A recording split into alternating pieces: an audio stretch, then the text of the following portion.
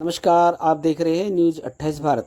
मुजफ्फरनगर में आज महारानी अहिल्याबाई होलकर के विषय में की गई एक गोष्ठी। यहां पर भारतीय जनता पार्टी के जिला कार्यालय पर इस गोष्ठी का आयोजन किया गया, जिसके मुख्य अतिथि रहे उत्तर प्रदेश सरकार में उपाध्यक्ष मोहित बेनीवाल, उत्तर प्रदेश सरकार में राज्य मंत्री स्वतंत्र प्रभार कपिल देव अग्रवाल, भाजपा के जिला अध्यक्ष सुधीर सैनी और भी भाजपा के दिग्गज कार्यकर्ता यहां पर मौजूद रहे।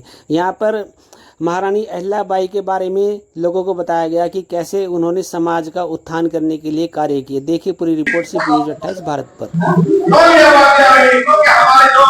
हमारे हिंदू की सोच, ये राष्ट्रवादी सोच है, हिंदू समाज के बारे में सोचिए, क्योंकि हिंदू समाज इस देश का मुख्य समाज है।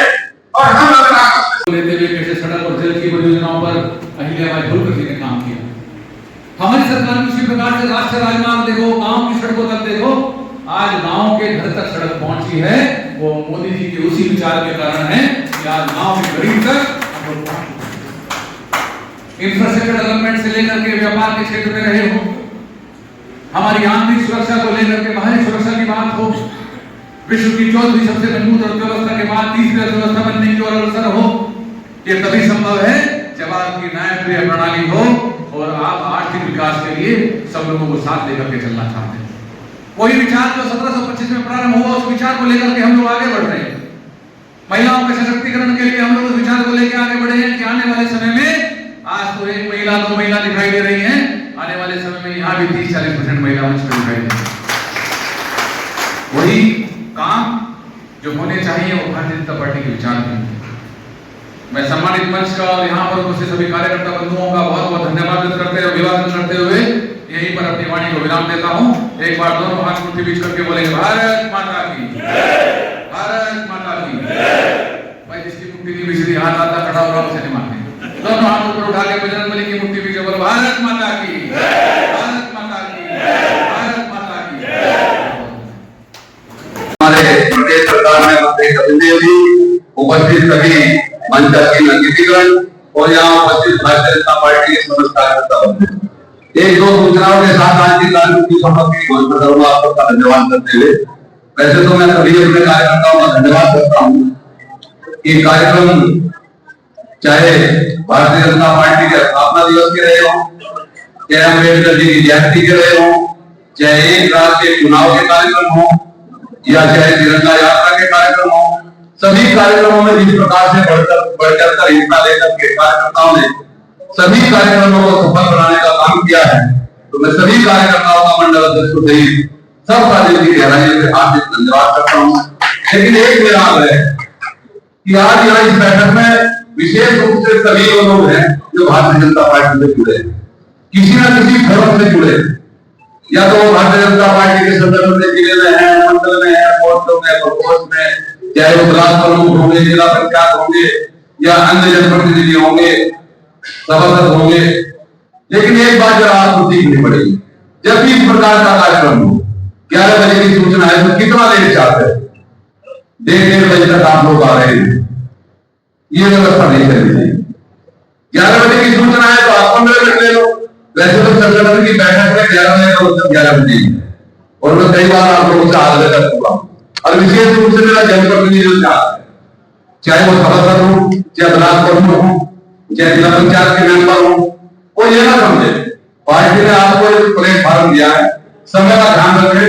आप ये ना समझे कि ये आपको ऐसे ही मिलेगा। ये सारा जो ये कार्यक्रम चल रहे, इन कार्यक्रमों के चलने के कारण ही मिला है। भारतीय जनता पार्टी अगर चूल्हे तक पहुंची और आप लोगों को सम्मान मिला है तो इन कार्यक्रमों के नाते मिला। और निश्चित रूप से ये जो कार्यक्रम है ये बहुत इंपॉर्टेंट कार्यक्रम है, और इंपॉर्टेंट कार्यक्रम इसलिए है कि पुण्य इसरो अहिल्याबाई होलकर जी, जिन्होंने सनातन के लिए वो काम किया है, जो हमारी नीति है, जिस नीति पर भारतीय जनता पार्टी चलती है, उसके अनुसार आप ये समझ लो कि केदारनाथ से लेकर सोमनाथ तक, अब पुरी से लेकर द्वारका तक एक भी मंदिर ऐसा नहीं होगा जिसका जीर्णोद्धार अहिल्याबाई होलकर जी ने अपने समय में बनाया। कोई ऐसा काम ना किया हो, ऐसा काम नहीं होता होगा जो हिंदुत्व के लिए आगे बढ़ाने वाला हो। ये जो सहायता समूह जो वहां चला रहे, इस 1725 में अहिल्याबाई होलकर जी महिलाओं को सशक्तिकरण के लिए चला दिया। महेश्वरी साड़ी जो आज पूरी प्रचलित है वो उन्हीं की देन थी। हर क्षेत्र में काम किया। तो ये चीज हमको हर घर तक खुले तक ले जानी है, यानी कि उनके आदर्शों को हमको खुले तक ले जाना है। यही हमारे कार्यक्रम है और इन कार्यक्रम से प्रत्येक जनप्रतिनिधि को जुड़ना चाहिए। हम बुला रहे हैं, आप आते हैं, आप आओ तो जब आओ जब कार्यक्रम खत्म हो जाए, हम कोई बात ना क्या बोल देगा। तो मेरा आपसे फिर आग्रह है, भविष्य में ध्यान रखें, जब भी आपको बुलाया जाए समय से आने का कष्ट करें, क्योंकि समय बहुत कीमती है। इसलिए मैं आप सबसे आग्रह करते हुए और यहाँ उपस्थित सभी मंच की अतिथियों का मैं आभार व्यक्त करता हूँ कि उन्होंने बहुत हमें समय दिया और विस्तार से हमारा मार्गदर्शन किया। निश्चित रूप से आपके मार्गदर्शन से कार्यकर्ताओं में नई ऊर्जा का संचार होगा और इन कार्यक्रमों को जन जन तक ले जाने में आपका ये वक्तव्य निश्चित रूप से हमें कहीं ना कहीं सहयोग का काम करेगा। और मैं सभी उपस्थित कार्यकर्ता बंधुओं का, सभी अपने मंडल के पदाधिकारियों का हार्दिक अभिनंदन और स्वागत करता हूँ। और मोर्चों के जिला विशेष रूप से मेरी बात को कहना नहीं चाहता हूँ, लेकिन जो सूचना हुई थी वो काम नहीं कर रहे, तो उनके जिम्मेदार हो गए। जिले के जिला मोर्चों के जिला अध्यक्षों को सूचना महामंत्री और मंडल अध्यक्षों में दी। ये देखिए आज जो प्रोग्राम था, किस तरह का प्रोग्राम था? आज पुण्य श्लोक महारानी अहिल्याबाई होलकर जी की त्रिशताब्दी के अवसर पर, स्मृति अभियान के अवसर पर भारतीय जनता पार्टी ने उनके जितने भी अभियान उनको स्मृति थी उनको अभियान के रूप में लिया है। तो जैसा कि आप सब जानते हैं कि उन्होंने जिस प्रकार से महिला सशक्तिकरण के लिए काम किया है, जिस प्रकार से उन्होंने राजा रहते हुए जिस प्रकार से हिंदुत्व के लिए काम किया है, उन्होंने केदारनाथ से लेकर के सोमनाथ तक और द्वारका से लेकर पुरी तक ऐसा कोई मंदिर नहीं रहा जिसका उन्होंने जीर्णोद्धार न किया हो। उन्होंने बहुत सारे ऐसे पानी की व्यवस्था के लिए कुएं बनवाए और आम लोगों की सुविधा के लिए लगातार उन्होंने काम करने का काम किया। और वो इसलिए प्रेरणा की स्रोत हैं कि केवल उन्होंने अपने राज्य में ये काम नहीं किया, उन्होंने पूरे देश के अंदर जन सुविधाओं के लिए काम करने का काम किया। अगर वो अपने राज्य के अंदर काम करती तो मंदिरों का जीर्णोद्धार करती तो अपने राज्य का करती, लेकिन उन्होंने केदारनाथ से लेकर के सोमनाथ तक और द्वारका से लेकर पुरी तक सब मंदिरों का जीर्णोद्धार किया जिनको मुगलों ने नष्ट करने का काम किया था। तो कार्यक्रम करा जिले भर में, क्या क्या कार्यक्रम कर? जिले भर में निश्चित रूप से हमारी बैठक इसके बारे में हो चुकी है और अभी हमने जनपद के 71 विद्यालयों में महिला सशक्तिकरण के लिए महाविद्यालयों में कन्याओं के बीच में दौड़ का काम करने का काम किया है, प्रतिस्पर्धा का। हमने वहां वाद विवाद प्रतियोगिता के काम हुए हैं, वहां हमने रंगोली बनाने का काम किया है। ये काम हमारा 19 और 20 तारीख में हुआ है। इसके बाद आज 21 तारीख को हमारी ये गोष्ठी थी। इस गोष्ठी में हमारे मुख्य वक्ता के रूप में हमारे प्रदेश के उपाध्यक्ष और विधान परिषद के सदस्य आदरणीय बेनीवाल जी आए थे और अब हम इस कार्यक्रम को नीचे तक ले जा रहे हैं। हमारा ये कार्यक्रम प्रत्येक नगर पालिका में, प्रत्येक नगर पंचायत में, प्रत्येक ब्लॉक पर, प्रत्येक विधानसभा में और प्रत्येक मंडल तक के हमारे कार्यक्रम तय हो चुके हैं।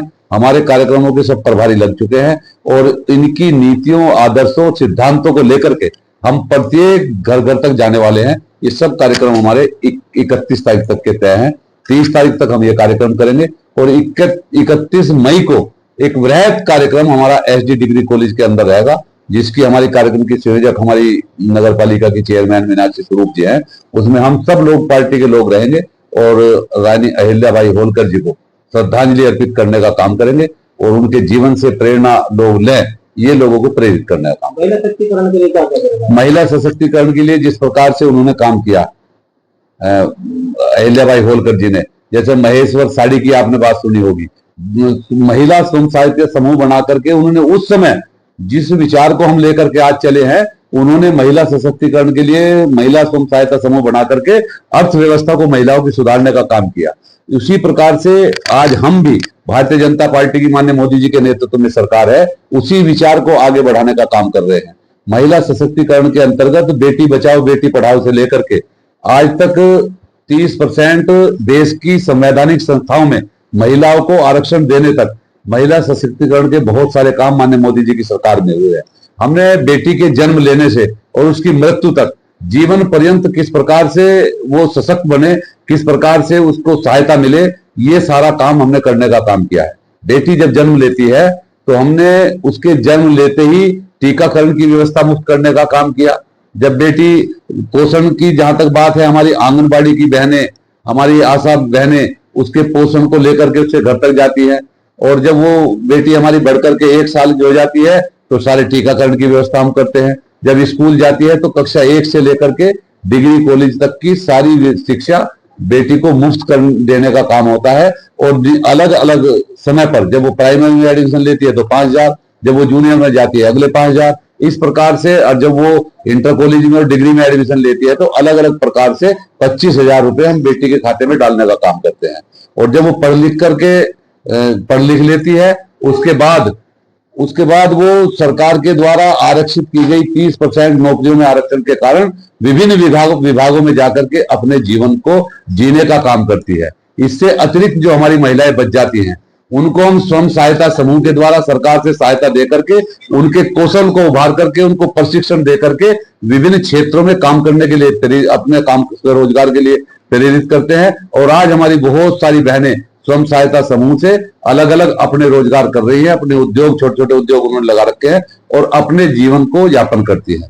जब हमारी वे बहनें वृद्ध अवस्था की ओर जाती है, 60 साल से ज्यादा उनकी उम्र हो जाती है, तो ता जीवन उनके मरने तक वृद्धावस्था पेंशन के नाते माननीय मोदी जी की सरकार के द्वारा उनको लगातार सहायता देने का काम होता है। तो और अध्यक्ष जी, क्या कारण है कि महारानी अहिल्याबाई होलकर इतनी बड़ी वीरांगना होने के बावजूद भी इतिहास में उनको बहुत छोटा करके पढ़ा है? नहीं,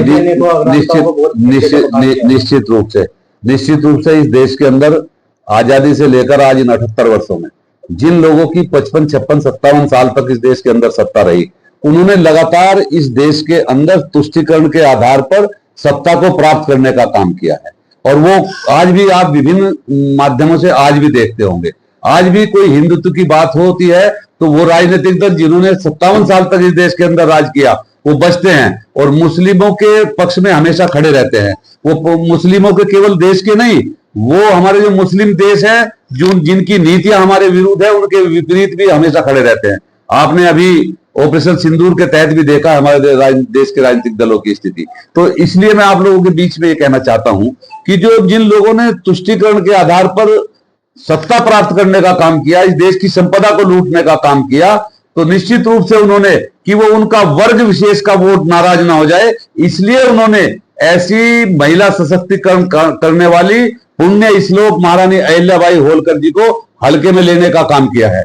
और निश्चित रूप से भारतीय जनता पार्टी जब से सत्ता में आई है, हम लगातार उनके कार्यक्रम को आगे बढ़ाने का काम कर रहे हैं और आज वृहत रूप में हम पूरे देश के अंदर उनके विचारों को ले जाकर के लोगों तक पहुंचाने का काम कर रहे हैं। और मुझे लगता है कि निश्चित रूप से जहां तक पढ़ाने की बात है, हम विभिन्न प्रकार के पाठ्यक्रमों में भी हमारी सरकार इनके रखने का, अहिल्याबाई को विस्तार से रखने का, हालांकि पाठ्यक्रम में है लेकिन और विस्तार से इनके जीवन को रखने का, इनके सिद्धांतों को रखने का हमारी सरकार कार्यक्रम बना रही है।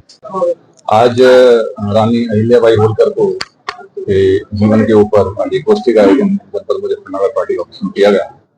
इसमें पूरे जिले के भारतीय जनता पार्टी के सम्मानित सभी कार्यकर्ता मंडल और उसके नीचे तक के कार्यकर्ता आज इस बैठक में आए थे और उनके जीवन के ऊपर कैसे उन्होंने एक परोपकार, न्यायप्रिय और एक प्रशासिका जो आज जिनकी पहचान उनके व्यक्तित्व को लेकर के एक पुण्य श्लोक, पुण्य आत्मा के रूप में होती है, रानी अहिल्याबाई होलकर के जीवन के ऊपर आज इस गोष्ठी का आयोजन था। इस कार्यक्रम को पार्टी पूरे प्रदेश में और जनपद स्तर पर और उसके नीचे भी हम लोग इस कार्यक्रम को करने वाले हैं।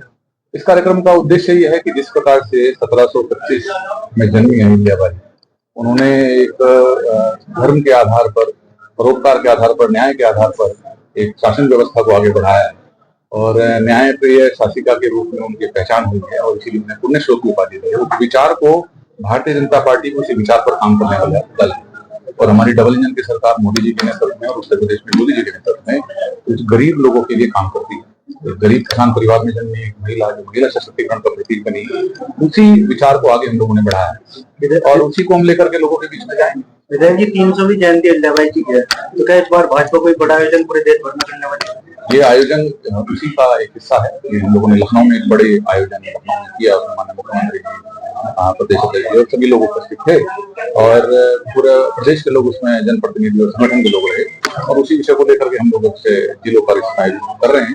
एक बड़ा आयोजन है और लोगों के दिल में उस विचार के प्रति सम्मान है और जो अहिल्याबाई होलकर जी का जो विचारधारा थी, जिस विचार पे उन्होंने गरीबों के लिए काम किया, न्याय पे काम किया, विकास कार्य किए, सनातन धर्म को सशक्त किया, मंदिरों के पुनर्निर्माण किए, उसी विचार को हम लोग आगे बढ़ा रहे हैं और उसी को ताकत आगे देने के लिए। नई सीज फायर को लेकर क्या कहेंगे? जिस तरह से पाकिस्तान लगातार उल्लंघन करवाया, खबरें आती है इस तरह। अब ये चुटपुट चलता रहता है। माननीय मोदी जी के नेतृत्व में एक ताकत और संदेश उन्होंने देश को देने का काम किया है और आतंकवाद के खिलाफ जीरो टॉलरेंस की जो हमारी नीति है उसको निरंतर रूप से आगे बढ़ाने का काम देश में मोदी जी ने किया है और उसी को आगे बढ़ाएंगे। और आज हम देश में इन सब चीजों के ऊपर उठते हुए हम लोगों ने टेररिज्म को तो जीरो टॉलरेंस नीति के तहत एक करारा संदेश दिया ही है। इसके साथ साथ देश आज चौथी मजबूत अर्थव्यवस्था बनी है और इकोनॉमिक दौर में जहाँ देश की ताकत इकोनॉमी से होती है, आज विश्व के अंदर चौथे नंबर की अर्थव्यवस्था बने, तीसरे अर्थव्यवस्था बनने की ओर बढ़ने वाले हैं।